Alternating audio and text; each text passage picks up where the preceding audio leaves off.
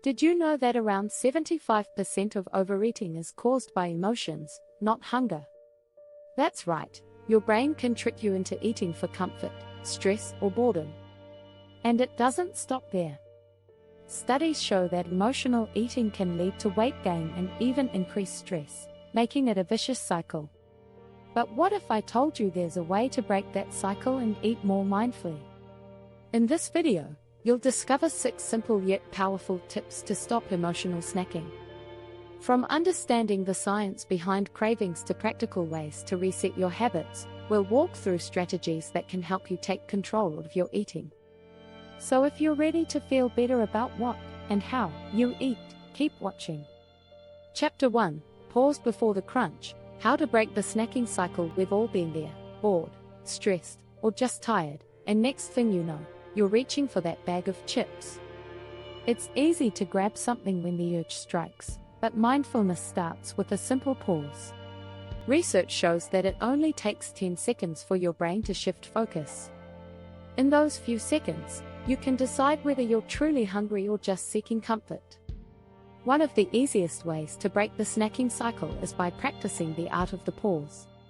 The longer you wait, the easier it becomes to realize you weren't actually hungry.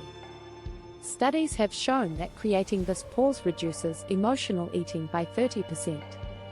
So, next time the urge hits, just breathe, count to 10, and reflect. When you pause, you also take control over the situation, rather than letting the emotion drive your actions. You begin to notice the feelings or thoughts that are pushing you toward food, allowing you to assess them more clearly. The more you practice, the more you'll realize how often you snack out of habit instead of hunger. Take the power back by interrupting the autopilot snacking mode. Chapter 2: Emotions on a Plate. Identifying the real hunger. Understanding the difference between emotional and physical hunger is a game changer in mindful eating. Emotional hunger strikes quickly, often triggered by feelings like stress, loneliness, or boredom. Physical hunger, on the other hand, builds gradually and comes with signs like a growling stomach or low energy. Did you know that around 75% of overeating is emotional? This means a majority of the time, it's not your body asking for food, it's your mind. One effective technique is to ask yourself, am I truly hungry, or is something else going on? If you can't pinpoint any physical hunger cues, it's likely emotional hunger. Emotional hunger often wants comfort, not nutrition, which is why we gravitate toward sugary or salty snacks. Over time, identifying these triggers helps you stop eating out of habit and start making intentional choices.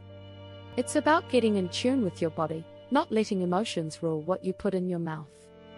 Chapter 3: The 5 Cents Feast. Bringing awareness to every bite. Mindful eating isn't just about what you eat, it's about how you eat. Imagine really experiencing your food. Smell it, look at it, feel it, and taste it. A study by the Journal of Nutrition Education and Behavior found that people who practiced mindful eating consumed less and felt more satisfied.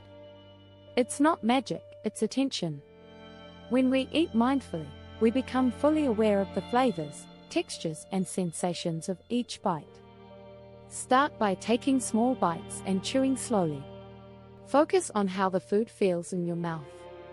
Is it crunchy, creamy, or juicy? What flavors stand out? The idea is to savor the food, rather than rushing through the meal.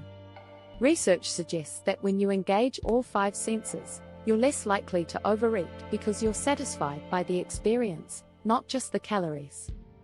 Mindfulness also triggers a response in your brain that makes you more aware of fullness cues. Studies show that it takes about 20 minutes for your stomach to signal your brain that it's full. By eating mindfully, you give your body the time it needs to register when you're satisfied, preventing unnecessary snacking. Chapter 4: Snack Attack. Redefining comfort without food. Emotional snacking isn't always about hunger, it's often a way to cope with feelings. Next time you feel the urge to snack for comfort, ask yourself, what am I really craving? If it's comfort or stress relief, it may be time to try something other than food.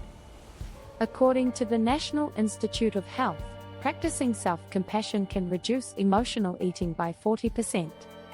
Try replacing snacks with activities that soothe your emotions in a healthier way. Try a short walk, a breathing exercise, or even journaling. Yoga can also be a fantastic way to connect with your body and release stress without turning to food.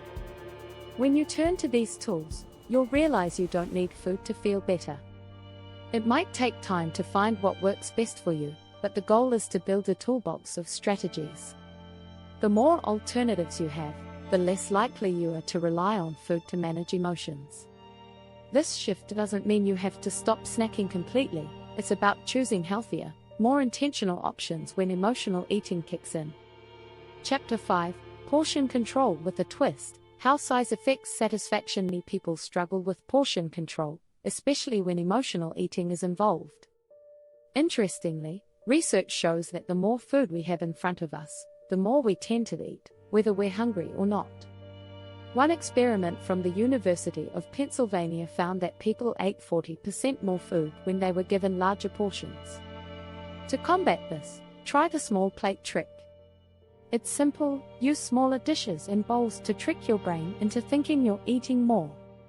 Studies show that people report feeling just as satisfied with smaller portions when they use this strategy. Also, try to be aware of how much food your body truly needs. Mindful eating teaches you to listen to your body and stop eating when you're satisfied, not full.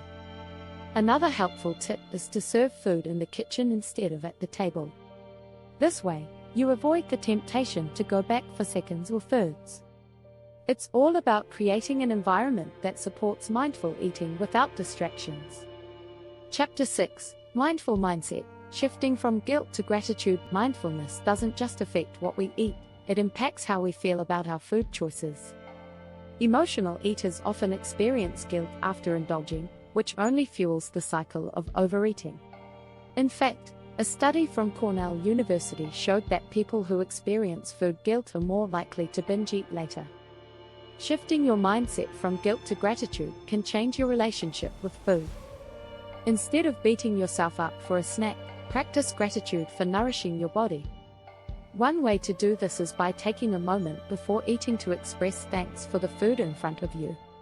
You can also shift your focus to the benefits of what you're eating, whether it's the nutrients in vegetables or the joy of a small treat. This approach reduces the shame and guilt surrounding food choices, helping you enjoy food without emotional baggage. When you let go of judgment, you free yourself to make choices that align with your health goals. By practicing this shift regularly, you build a healthier, more positive connection with food. If you've found these tips helpful, make sure to subscribe to the channel for more insights on mindful eating and practical ways to boost your health. Every little step counts in the journey to healthier eating.